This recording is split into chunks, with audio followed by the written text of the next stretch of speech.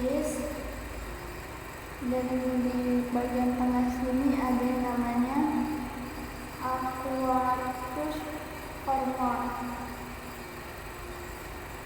Terus di bagian sini ada sklera, choroidea,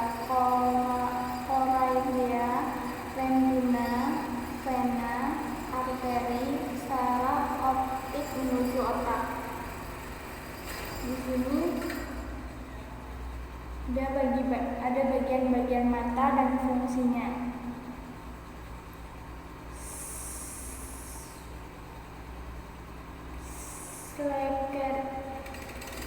Sclera, pembungkus lapisan luar, fungsinya melindungi bola mata dari kerusakan mekanis dan memungkinkan melototnya otot mata.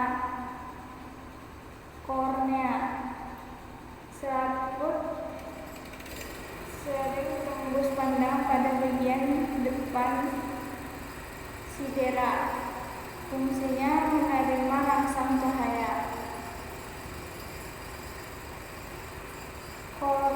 Choroidea, lapisan tengah di antara sclera dan retina, berupa selaput darah kecuali di bagian depan. Fungsinya penyedia makan bagi bagian mata yang lain. Iris, selaput pelangi. Selaput berwarna mengandung pigmen melanin, merupakan bagian depan choroidea. Fungsinya melindungi refleksia cahaya dalam mata dan mengendalikan kerja pupil. Pupil, berupa lubang yang dibatasi oleh iris, mengatur banyak sedikit cahaya yang diperlukan mata. Lensa, berupa lensa konveks, berfungsi membiaskan dan memfokuskan cahaya agar bayangan benda tepat jatuh pada retina mata. Aqueous humor, berupa cairan encer, fungsinya menjaga bentuk kantong mata pada bola mata, menjaga bentuk kantong depan bola mata. Vitreous humor, berupa cairan bening dan kental selaput,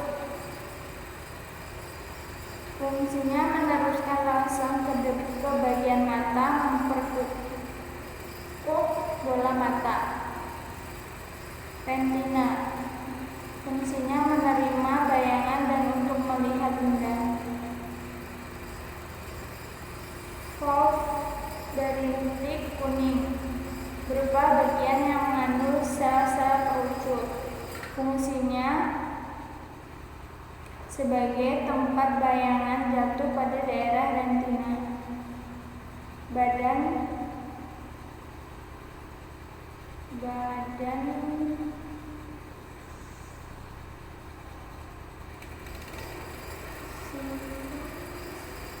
bola, berupa otot melingkar dan otot radial yang berdekat pada ujung depan lapisan koroid yang membentuk penebalan. Berfungsi menyangka lensa dan mensekresikan aqueous humor. Berintik buta, tepat saraf optik meninggalkan bagian dalam bola mata. Fungsinya tidak peka terhadap cahaya karena tidak mengandung sel konus dan sedikit sel batang. Saraf mata, berupa selaput saraf, fungsinya meneruskan rangsang cahaya ke saraf kalvinal saraf optik. Proses penglihatan,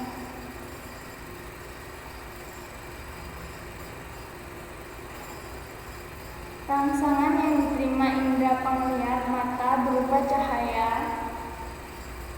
Cahaya yang masuk melalui kornea akan diteruskan seperti berikut. Cahaya menuju ke aqueous humor, menuju ke pupil, ke lensa lensa menuju ke vitrosumor retina. Apabila cahaya masuk terlalu terang, pupil akan menyempit atau mengalami kontraksi. Bila redup, pupil akan melebar atau mengalami dilatasi. Cahaya yang dipantulkan ke mata masuk ke dalam retina, khususnya pada fovea bintik kuning. Cahaya ini dapat terfokus ke dalam fovea karena diatur oleh lensa. Lensa mata mempunyai kemampuan untuk memipih dan mencembung. Kemampuan ini disebut daya akomodasi. Otot yang terkait pada lensa dan dinding koroidea ini disebut otot silaris. Otot ini berfungsi mengubah bentuk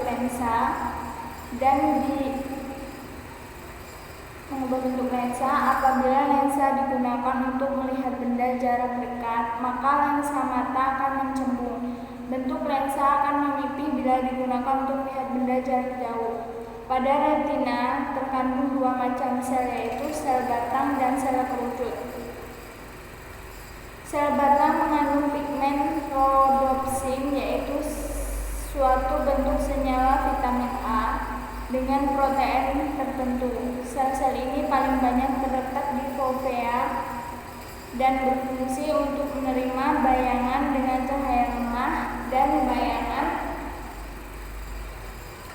yang berbentuk atau terpersepsi hitam putih.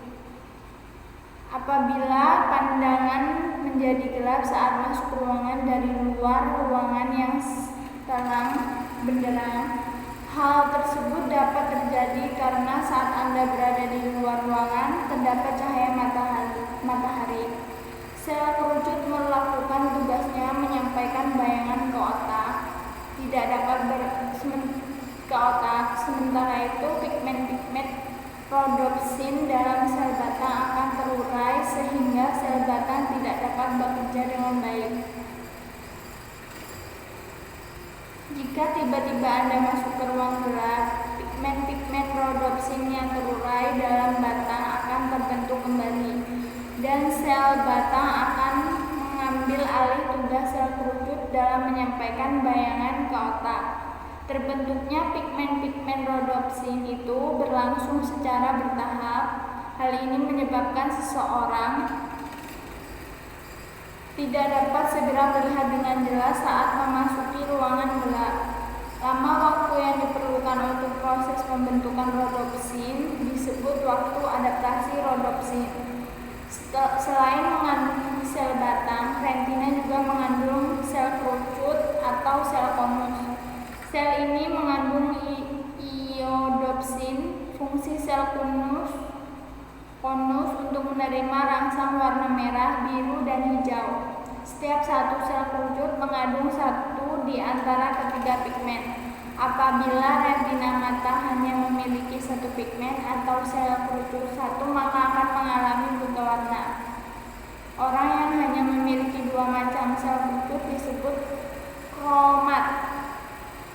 Sementara itu, orang yang hanya memiliki satu macam sel kerucut disebut monokromat. Pada monokromat, warna yang terlihat oleh mata hanya hitam dan putih serta bayangan kelabu. Seluruh bagian retina terdapat sel-sel batang maupun sel kerucut, kecuali tempat saraf mata berada. Daerah tempat saraf mata ini sangat kecil hingga menyerupai sebuah titik saja.